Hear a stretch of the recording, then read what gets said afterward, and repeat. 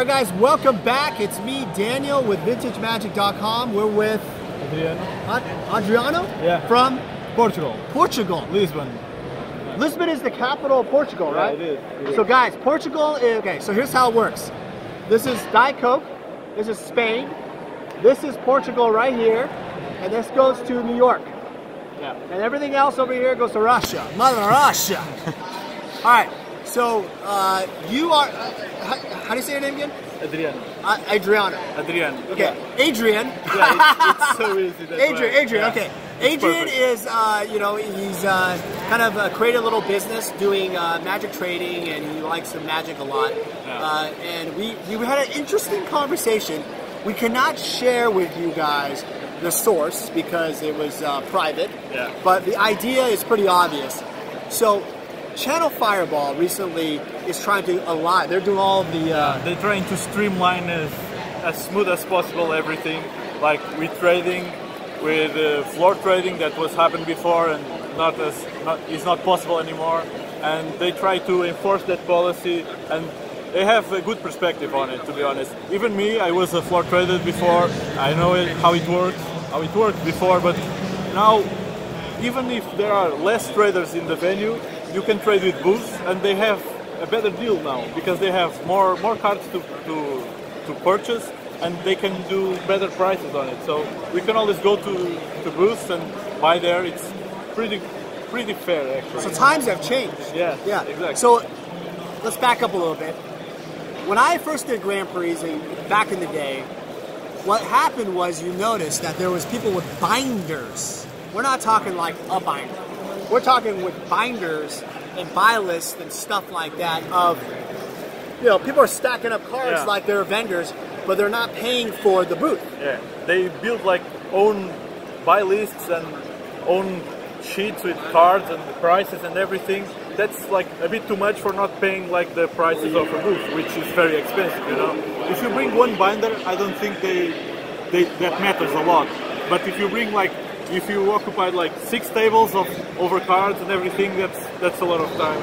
Right. Take a lot of business out of the people who are actually paying for it. Right. So this is 2018, right? They changed these rules, and so apparently at GP Santa Clara, the first GP of the year, they basically kicked out a vendor because what happened was they had 5 or 6 whatever different floor traders making a vendor booth. Now, the problem with this is that, as a vendor myself, I'll be at GP Vegas 2018, you sign a document saying you cannot have a bunch of people that are not with the company. It has to be unified, meaning they have to all know the prices, work together, and it's different when you have people helping you as a company. But when they don't understand, when it's their product, that's different. You have to own the product that you're selling. So I see it. I did a video when I was in Bali, and I think you guys go back to it. You'll see that I had a discussion about the initial thoughts about it, and that was before GP Santa Clara.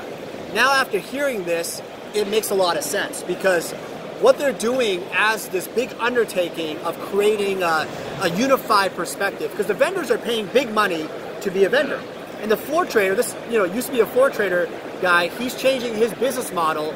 He needs. You sell a Magic Card Market? Yeah. MagicCardMarket.eu. eBay is also. There's other venues you can do local stuff, but the days of trading at a GP are gone because they will literally kick you out, and they take pictures, right? Yeah, I think so. Yeah. It never happened to me because the policy before was way more smoother, you know. But as this was enforced, people were spooked, you know. Like, I know most of the traders in Europe, and most of them didn't bring any cards, any product to this GP. Just trying to. Some people like paired up with some booths and has some deals with them, and they talk before the GP, and then they bring the cash or the cards you want, and before you come to the GP, you prepared for this situation because the policy is very different now. You need to adapt your business model to it, and that's what I did, and that's what the other did. Personally, what do you think? Do you think, because before as a trader, you're trying to get value and trade for cards you want. now the model is different. Do you think it's good for Magic or bad for Magic? For Magic in general, for me as a trader, like I would say now at this point it's pretty fair, but to get entry in the Magic business, you know, like as a trader, it will be like very difficult now because you can't have like the small grindings, you know. You don't have the money to put into a booth because you are a small company or a small individual with not that much money. But if you are in the medium level, you know, you also met already people who have a booth and you can work with them. But starting out, when you're starting out, it's very different. Yeah. Now I would say like starting a business in Magic, like being a small trader, it's pretty impossible. Because of the rules of the GP, and you cannot you can't sit out. You can't sit out of the convention center and just have binders. You can't even do that. Yeah. They kick you out. I mean, they'll observe the situation. Yeah. All right. So, Adrian was very nice to share some of these things. What's your Magic Card Market ID so you can share? Cardoso. Louder.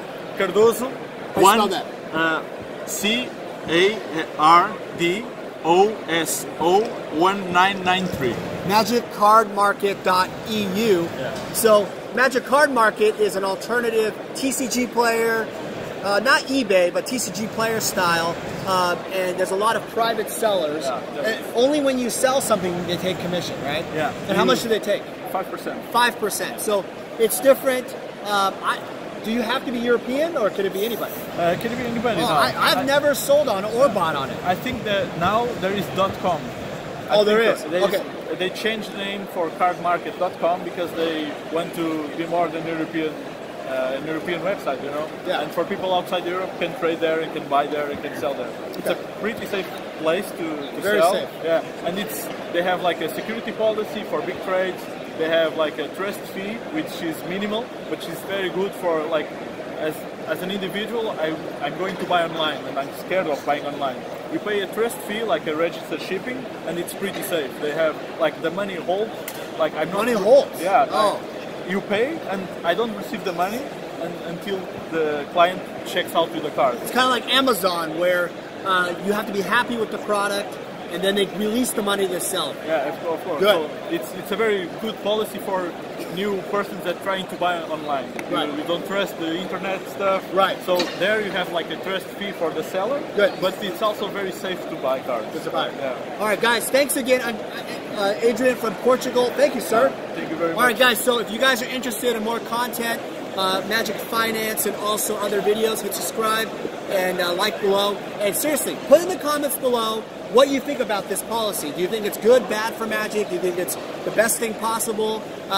You know, I find this topic very interesting, and I'm sure we'll have more information about it soon. Take care, guys.